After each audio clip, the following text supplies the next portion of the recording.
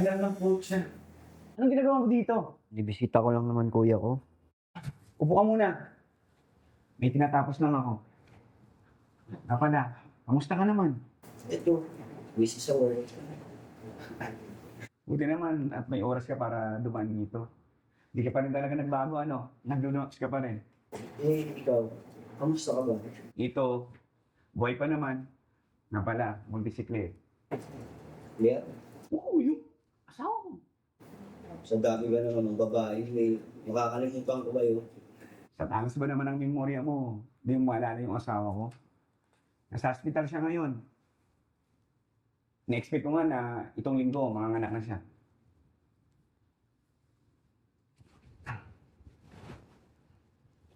Teka lang ha. Sagutin ko lang, si Claire to.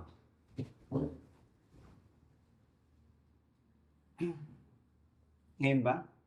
Tamang-tama. Andito si Agustin. Gusto mo, puntahan ka namin ngayon? Sige, sige, sige. Tamang-tama yung timing mo. Manganganak na daw si Claire. Tara, samahan mo ko.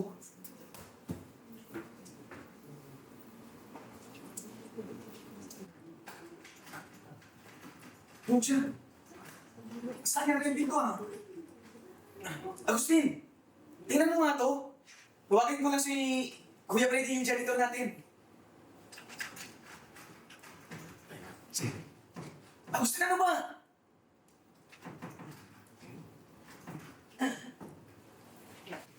Ilan nga yan? Tulungan mo dito. Ibalik mo nga yan. Akin na nga yan. Ibalik mo. Ano, sira ulo ka ba? Para tayo bata eh. Akin na kasi yan. Ibalik mo na. Ano? After 24 years, lumalaban ka na, Agustin? Ha? Ano ba kasi nakasulat dito, ha? Importante ba to? Porque nagtatrabaho ka sa DOST, ikaw na pinaka-importanting tao? Ha? Kuya, maniwala ka naman sa akin.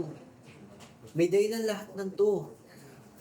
Bigyan mo lang ako ng chance para magpaliwanag. Ano to? Kuya, hindi ko nga alam. Sinubukan ko na lahat. Design ba to ng kandado ng pinto? Huwag mong hayaan na umalis si James sa opisina.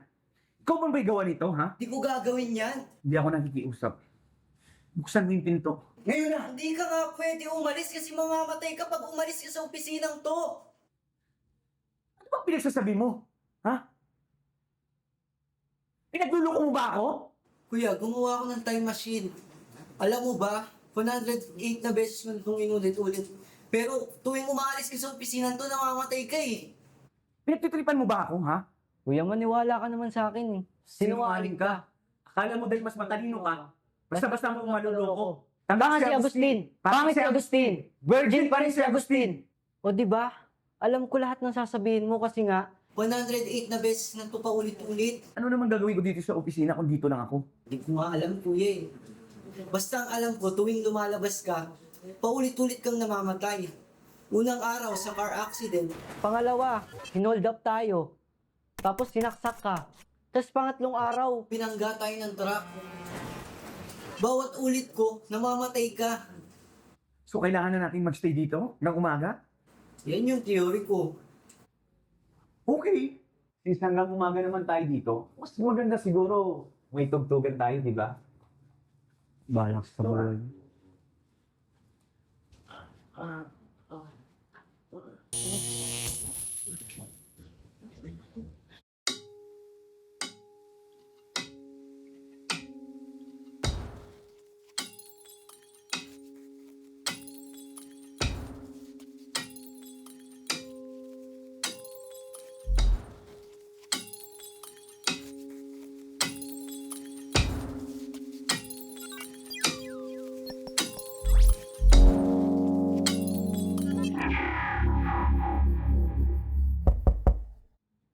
Anak ng kutsa. Nagagawa mo dito. Bibisita lang naman kita, kuya eh. Upo ka muna dito dahil may tinatapos lang ako. Ha? Kamusta ka naman? Ito, okay naman. Mayakap na ako. Kuya, naalala mo yung 7th birthday ko?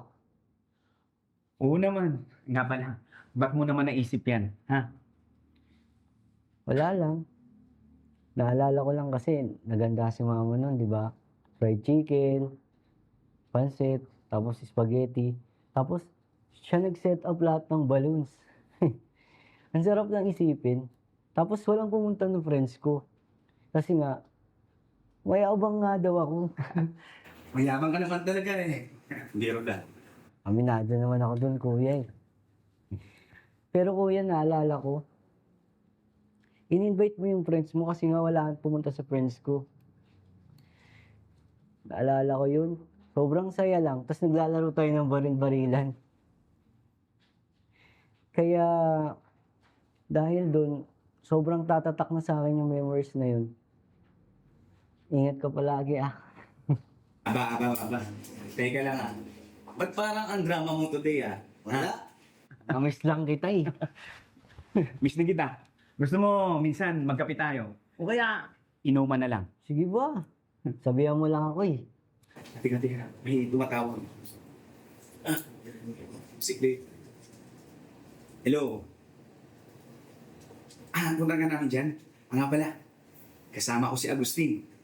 Gusto mo punta ka namin dyan sa hospital? Sige. Okay, sige. Ano? Samahan ba ako sa hospital? Susunod ako yan. Susunod ka ha? Promise.